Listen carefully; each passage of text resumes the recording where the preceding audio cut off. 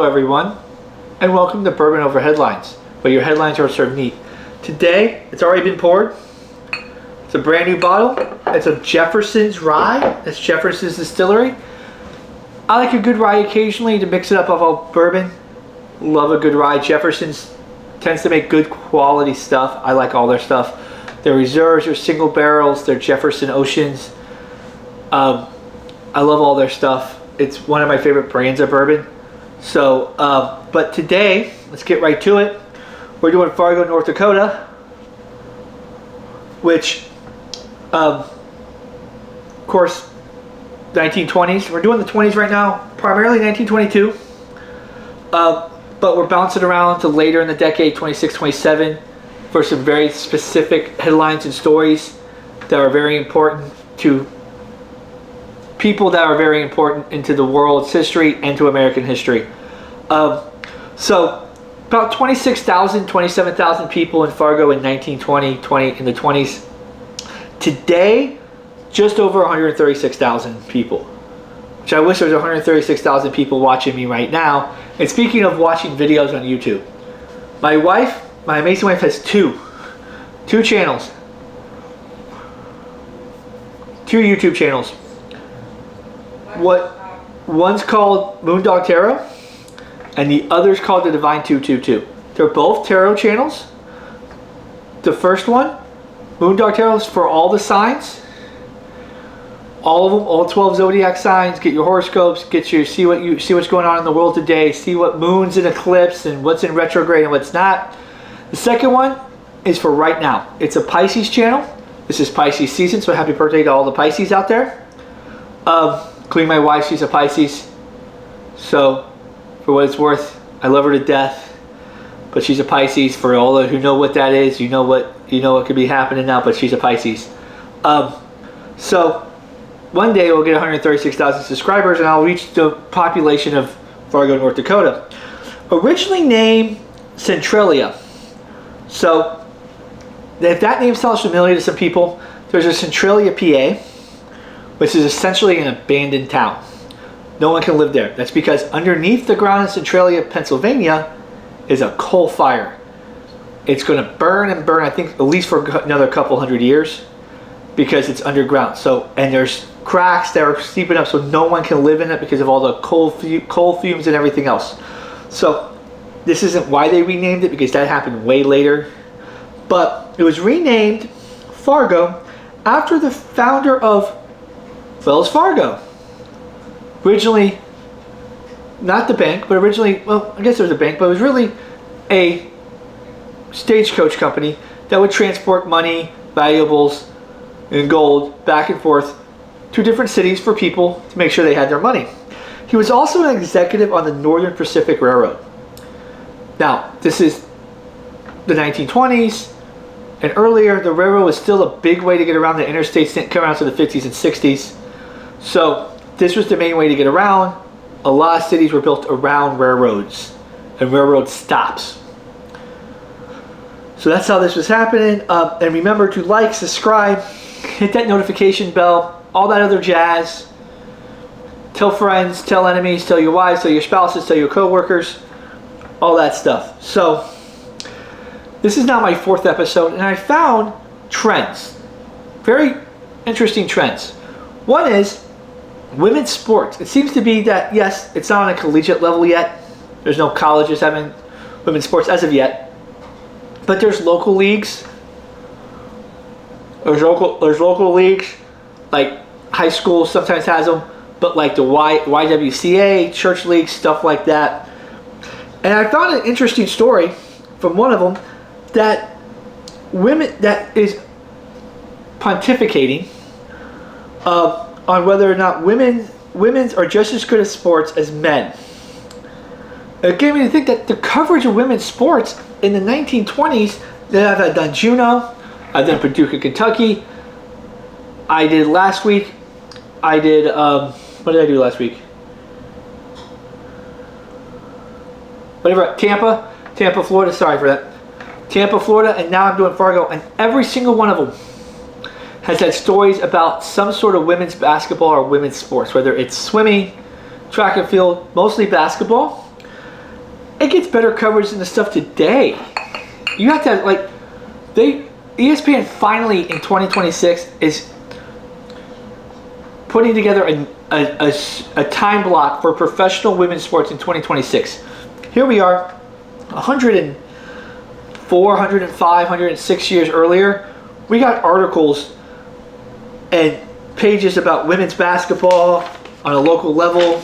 Okay, can't really see that, but it's in here. So bowler, and also, which is, I find that super fascinating, that it seems like they get a lot better coverage, a lot more fair coverage than they do today. I'm not going to sit here and go off on whether women are just as good as men in sports.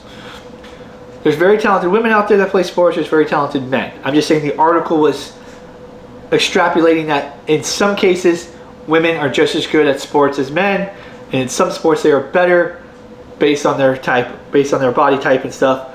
But let's not sit there and say men are better across the board at everything. Okay.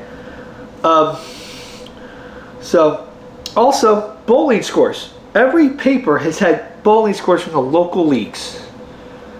And I got one here, Annex Bowlers with 3 games. Bowlers plan for their next meet. 2 stories on bowling. And it's not just like they stay in the league. They go to different cities. They play different teams in different cities. It's sort of like, I don't know if they get paid, but it's like a mini professional organization.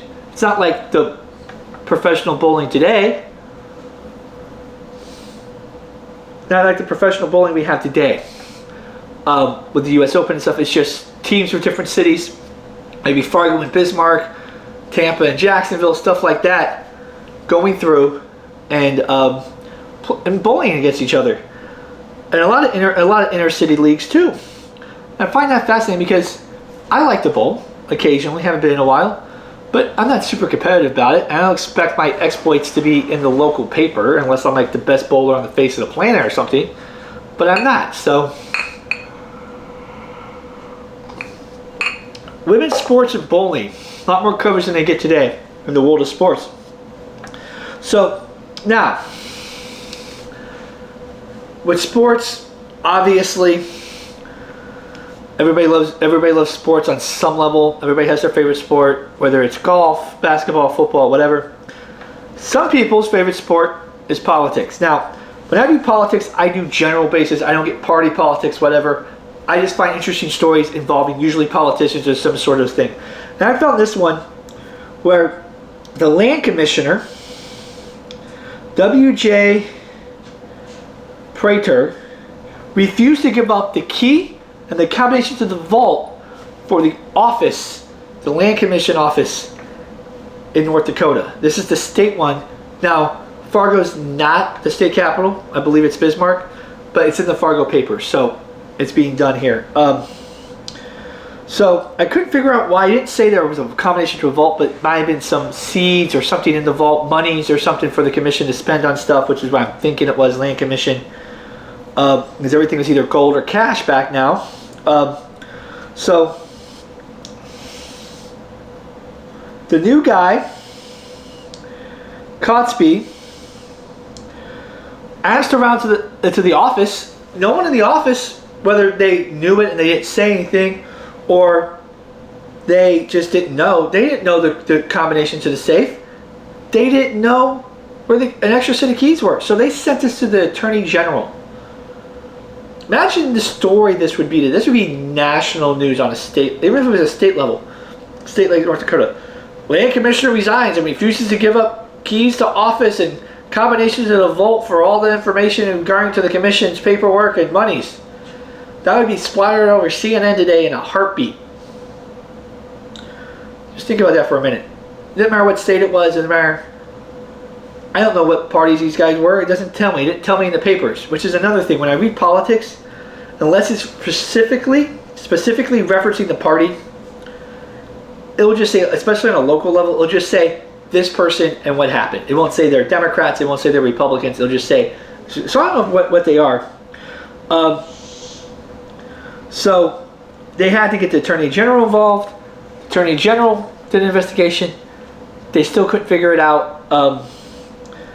They wrote a letter to the governor saying, look, this is the situation. Can we get it done? Eventually, they did get it resolved. I don't know if the guy gave the keys up or they had to issue new keys and a new combination. The story didn't say. I looked. It didn't say. But I'm assuming they got into the office and got the vault undone and opened. Okay, the combination opened. Find that super fascinating that he's being petty. In 1920, he's like, no, I don't want. Make me resign. No, here, I don't want the keys. Oh, I can't give you the keys. No, you figure it out yourself. So, now, jumping ahead a couple years, these were 1922 stories. Now I'm jumping ahead to 1926, and the reason why I'm doing this is because royalty comes and visits. Little Fargo, North Dakota, royalty comes and visits. Not just any royalty, Swedish royalty. King Gustav V visits North Dakota, and he went through the northern Midwest on a whistle-stop tour. We're here in various cities. Now, for you who don't know, a whistle-stop tour is basically a train tour. They would get on a train, go across, stop at certain things, say hi to people. Certain times were arranged. So the mayor arranged for Gustav to stop in the city. Now, the King Gustav and his wife were heading to Yellowstone as a final destination for a few days of R&R. Basically, they were going to take some Yellowstone rest.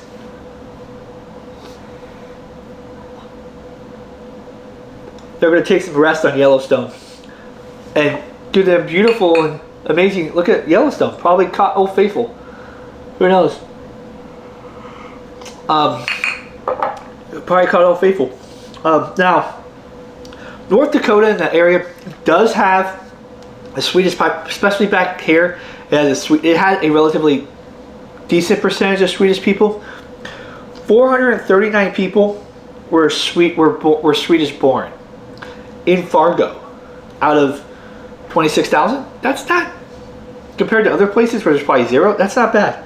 In the entire state, there's roughly about 28,000 people of some sort of Swedish descent. Whether that's their half, quarter, whatever, some sort of Swedish descent. This is the end of the first generation of Swedish immigrants that came in, and their kids in the second, and we're getting to the second and sometimes even the third generation, depending what year's that, of Swedish descent in North Dakota. But King Gustav, an interesting story about King Gustav V, going back to sports, is that in 1912, the Summer Olympics took place in Sweden. And one of the best athletes there was Jim Thorpe. Now, Jim Thorpe's an American icon. He's an American Indian. And he won the decathlon. I think the heptathlon, another medal. He won a couple gold medals.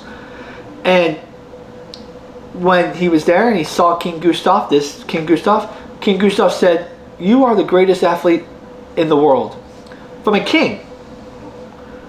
So this was this King Gustav. And Jim Thorpe, for anyone who doesn't know, was voted by many publications, SI, others, as the greatest athlete of the first half of the 20th century. He was an Olympian. He played Major League Baseball. He played professional football. Better at football than baseball. I think he's a Hall of Famer in football. But he was one of the earliest. He was one of the earliest people that got a medal strip for playing professional sports. So he got his medal. He went and played, and they realized he played baseball, not Major League Baseball, but professional baseball. He did eventually play Major Leagues for a little bit, and he got paid, and you couldn't get paid in any sport and participate in the Olympics. So they stripped him of his medals for decades. Finally, they gave him his medals back to his family. They reinstated the medals because, well, in 1992, the Olympics allowed professionals in, hence the Dream Team and other professionals. That's why hockey players and NHL players are not allowed in, NBA players, stuff like that, they're allowed in. So after that happened, they reinstated Jim Thorpe's medals, gave them to his family, and all is good, all is right. It took 80 plus years to do it, but it happened.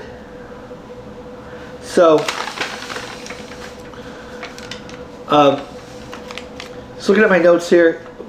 We're going to go on now to an American hero, an American icon, Charles Lindbergh. Well, Charles Lindbergh is famous for what? Everybody, I'll give you a couple seconds to figure out what he's famous for. Okay. If you haven't figured it out yet, if you haven't guessed, Charles Lindbergh is famous for being the first person to solo an airplane, fly an airplane solo across the Atlantic. He did this from New York to Paris. Don't know why he didn't land in Spain, but he made the trip farther. Never understood that about that thing. I don't know why they had to land in Paris. Maybe it was the only airport, but I think if you landed in Portugal, you crossed the Atlantic, didn't you? I'm just saying. But he made it from New York to Paris. Pardon me, of New York to Paris. So that was in 1927. So what he did after that, he did a cross-country tour, but he didn't do a whistle-stop tour. This is Charles Lindbergh. He took the actual plane, the Spirit of St. Louis, he flew in, and flew it to various cities in the country. Stopped, went out, said hi to everybody, probably made a few remarks, spent the night and flew to the next place. And of course, this being Lindbergh, he being a showman, he just didn't come in and land. He did some loop-to-loops. Probably didn't do some flips, but just circled around a couple times, let people see the plane in action, landed, sent some remarks. I couldn't find if he spent the night or not, but usually he spent the night in the town. That way, if there's any issues with the plane, they could repair it, get some fuel in, and everything else. Now, today, if someone accomplishes something big and they do a nationwide tour, they're flying in, but it's not. They're not actually flying in. They're having someone fly them in. They have a pilot. They're on a plane. It's been advertised. He's flying the actual plane. Think about that. That would be like Mark Kelly, the former astronaut, flying the space shuttle from place to place to place or Neil Armstrong. Maybe like Neil Armstrong flying the lunar module from place to place to place to place to celebrate Apollo 11. I'm just going to fly the lunar module up and down to every city along this tour. That's what that would be the equivalent of this. Is Neil Armstrong and Buzz Aldrin and Apollo 11 guys taking the lunar module, actually flying it, not just taking it and riding with it, flying it from place to place. That doesn't happen much anymore. And the Spirit of St. Louis, if you want to look at it, or St. Louis, however you want to say it, it is actually in the Smithsonian. I've seen it. It's in the Air and Space Museum. At least the last time I checked it was. Now, I guarantee you, if you weren't in Fargo that day, you knew about it because you could hear it. Because in 1922, again, the first radio station in North Dakota, WDAY, so W-Day. Now, we went over last week, east of Mississippi, west over the Mississippi, W and K designations. Now, that didn't officially start till 1928. Hence why last week, the very first radio station in Pittsburgh has a K as its call sign, the letter. And this in North Dakota, which is west of the Mississippi, has a W. It was the first radio station in North Dakota. Now, just said hundreds, if not, I looked it up, it couldn't give me an exact number, but in 1921 there was about 600 licenses. Between 1920 and 1921, 600 licenses granted to radio stations in the country. In 1922 alone, there was over 1,000. And then it just grew from there. So 1922 is the beginning of the radio boom, where stations were licensed to have radio stations. And then they either became NBC, ABC, Mutual, whatever network.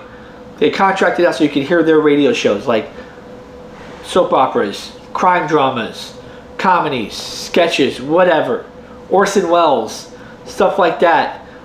Whatever that was, 1922 was truly the beginning of that, in a way that all these licenses started being issued and all these radio stations started broadcasting, where now you could actually listen to the radio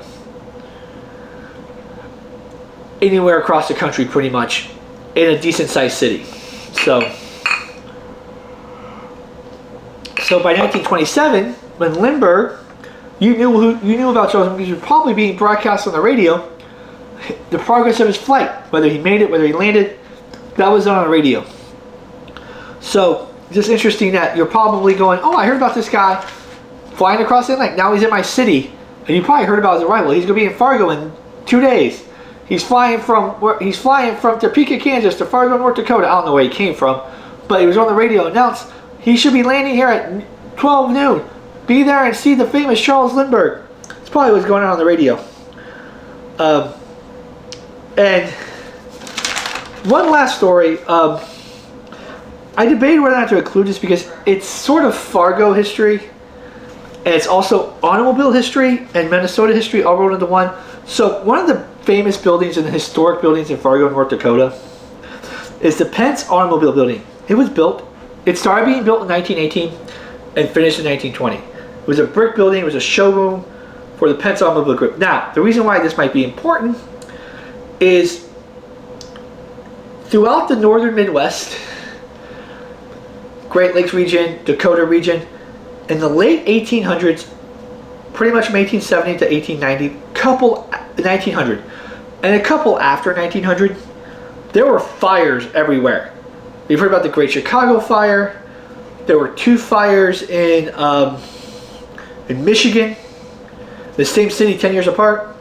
There was the Wisconsin Fire, was it Pestigo, which happened the same day as this Great Chicago Fire. Was a bigger fire, but got less coverage because it happened the same day as the Chicago Fire.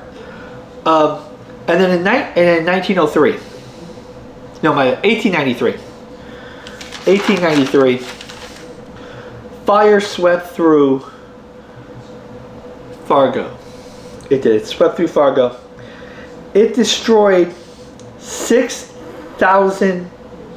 Didn't destroy. It destroyed over 250 buildings and displaced 6,000 plus residents. Okay. They rebuilt within a year. Okay. In a year, they had most of the places rebuilt. Could you imagine today what that would take? Okay, you wouldn't get half that rebuilt in a year. All those businesses, all the permitting, make sure all the environmental impact studies, all that stuff that we get done just to build one building. Imagine having to build a whole town back. Now, what I'm saying is because when they started building back up, they built a lot of stuff in brick and took out a lot of the wood buildings. So this was a 3-story building. It was a Pence Automobile Building. Started in 1920. Now, by today's dollars, it was $3 million to build this thing. It's a lot of money to build a 3-story building in any city. Try building from scratch a 3-story building today and see if it costs you $3 million. It probably will cost you more. And it probably won't take you 2 years to build it. It might take you more. Now, Harry Pence, the guy who owned the Pence Automobile Group and owned this building, very interesting character in the world of automobile history. We might not know that. So in 1902, he attended an auto show. Very early auto show. Okay, he became super fascinated with it. And so his dad owned a company, so he took some money from the company. He asked his dad for some money. I think it was $30,000. Did an investment and opened up a couple. He was from Minneapolis. He opened up some auto dealerships there. Now, he moved to Fargo. Noticing that Fargo didn't have an auto dealership. So he did it. Now, what makes him interesting is not that he's this Midwestern car dealer. He recognized something. Early cars had basically a 1-cylinder engine. Couldn't go that fast, didn't have that much power. So he realized that the more cylinders you could have more power and more speed. That's muscle cars, that's supercars, that's cars today. More cylinders, more power, more speed. Unless it's electric, then it's still power and speed. We all want to be able to put our foot down and go without any hesitation. So he originally went to Cadillac to say, let's start doing a multi-cylinder engine. Okay, now Henry Ford hadn't opened up Ford Motor Company. That was 1903, 1904. So the Model T didn't come out to 1908. Or later, Model A came out in 1908. Model T came out in the 20s and 30s. So it really hadn't gotten to Ford with the assembly line process. But he went to Cadillac and said, now these are not like this is the Cadillac guy.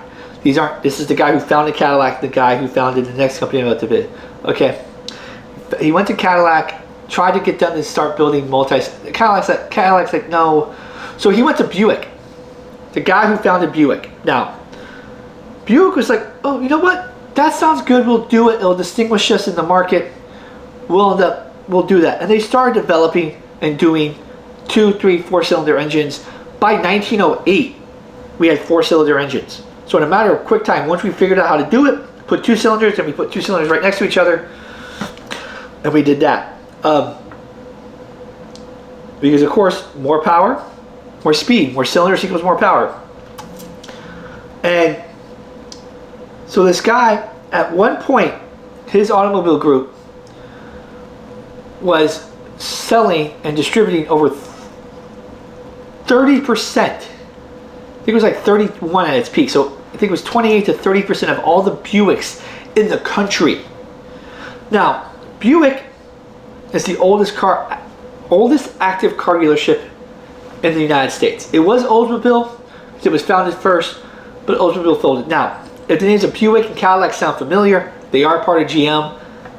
Cadillac and Buick were the key members in founding GM, and then they birthed other members of GM, Chevy and stuff.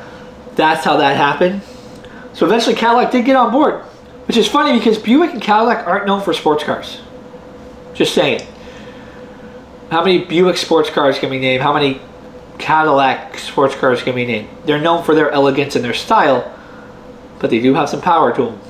So that's all for today. We had kings, we had famous pilots, we had fires, we had women's sports, and all the above.